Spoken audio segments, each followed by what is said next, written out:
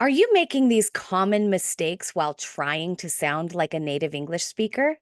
A question that a lot of our clients ask us is, how can I sound more like a native speaker? Everyone wants to sound more confident and capable at work, but sometimes the little things you might be doing to try to sound more like a native speaker are actually holding you back. Native English speakers can easily spot fluency mistakes that you may not realize you're making. Don't worry, these aren't deal breakers, but fixing them can take your English communication to the next level. Make sure you stay till the end to find out how to actually sound more natural if you're making these mistakes. If you're new here, I'm Jeremy, and this is Taylor, and we are married to English. We are the founders and creators of the Resourceful English Method, and we have helped multiple women achieve their career goals and become confident speakers in front of others.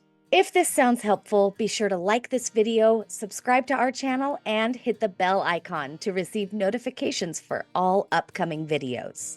In our last video, we talked with one of our clients about how to speak confidently in English with no BS.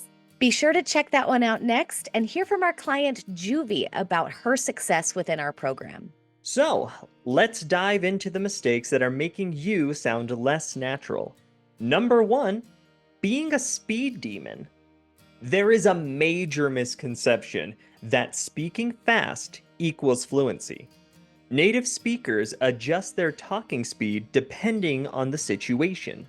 Talking too fast can jumble words and make you hard to understand, especially if you already struggle with intonation or pronunciation. The last thing you want is for your boss or your clients to be confused while you're trying to explain something or express yourself. Have you ever been trying to sound natural while speaking quickly, and then you suddenly lose your words because you're...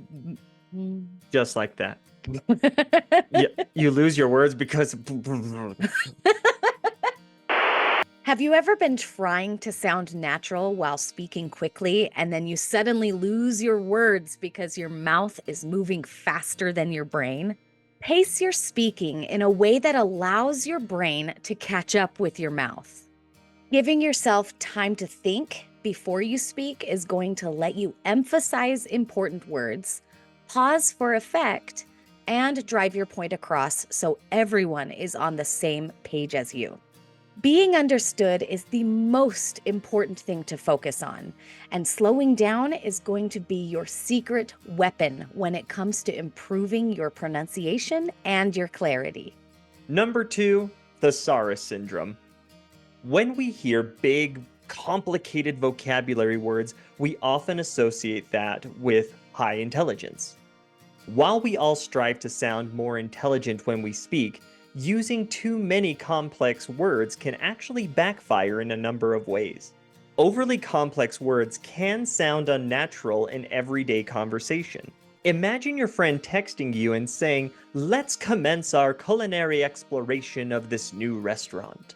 That sentence is grammatically correct, but a native speaker is more likely to say, "Let's check out that new cafe that just opened up." The simpler sentence sounds much more natural. When you use complicated words that are less common when a simpler and more common synonym exists, that can actually cause more confusion in many situations. Imagine someone saying, "I endeavored to ascertain the outcome of the aforementioned project." While grammatically correct, it's a mouthful. A native speaker might say, "I tried to find out how the project went." This is clear, concise, and gets the point across just as effectively. The key is finding the right balance between naturalness and accuracy. There are situations when using a more complex word is appropriate for the situation, such as giving a presentation or writing an essay. However, in most everyday conversations, simpler language is better. Number 3, misuse of idioms. We all know that native English speakers use idioms and slang more than we realize. It's almost like idioms are their own language. The problem is, When you want to learn more idioms to sound natural and more fluent, you'll come across teachers and platforms that are teaching outdated idioms. You'll also come across the issue of regional idioms.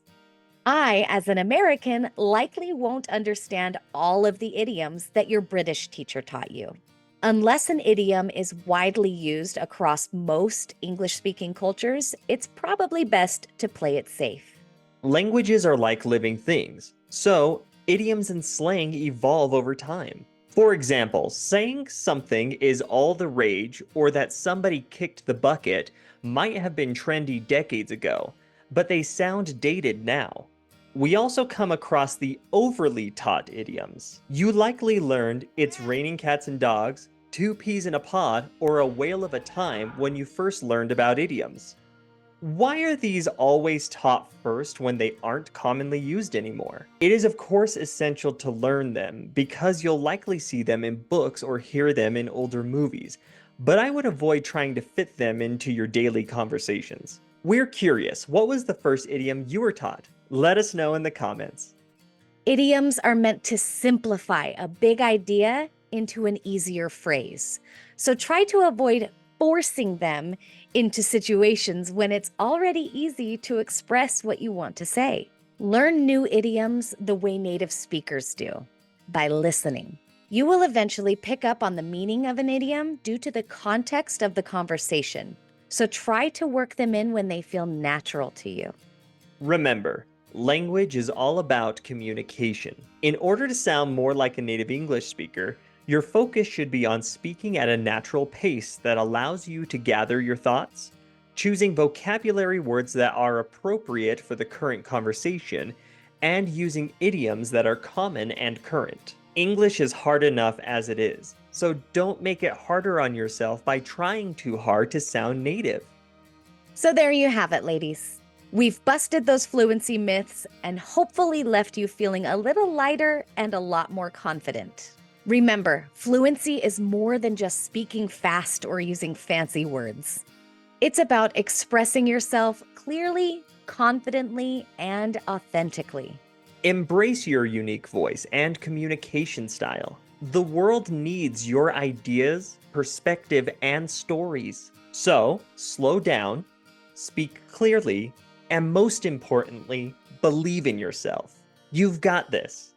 Our passion lies in helping women take their English to the next level and get the confidence they need at work. So, if you are truly serious about wanting to make a huge change for yourself, we highly encourage you to click the link below in the description and choose a time on our schedule to speak with us directly. We want to hear about your personal journey and find out how we can help you achieve your goals and overcome the things that are stopping you. If today's topic was helpful, please give this video a like, subscribe to our channel, and most importantly, share this video with someone who needs it. Bye! Bye.